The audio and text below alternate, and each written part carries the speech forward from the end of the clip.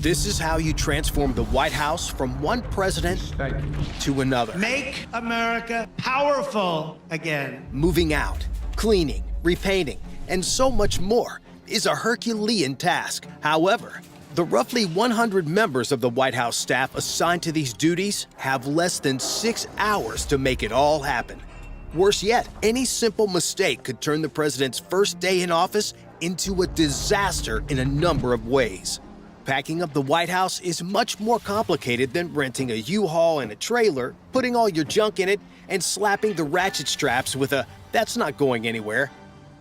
For you see, the White House is a massive historic mansion with 6 floors and 20,000 square feet of living space within an area known as the executive residence. Starting from the bottom, there are 2 stories to the basement. The lowest one houses machinery and support systems for the White House, while the first floor of the basement hosts the kitchen, tons of storage, and other ancillary service equipment. While the executive residence is actually 6 floors, including 2 basements, an attic, and a public ground floor, the first and second floors are where the actual living quarters are.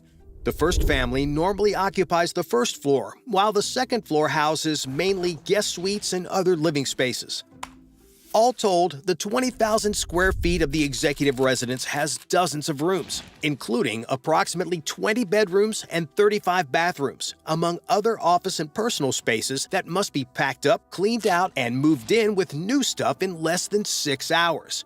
This makes picking up that pile of dirty laundry from your floor that's been sitting there all week seem like a cakewalk. Just how the White House manages to pull this off is nothing short of extraordinary. How in the world is the White House supposed to plan for such a massive undertaking?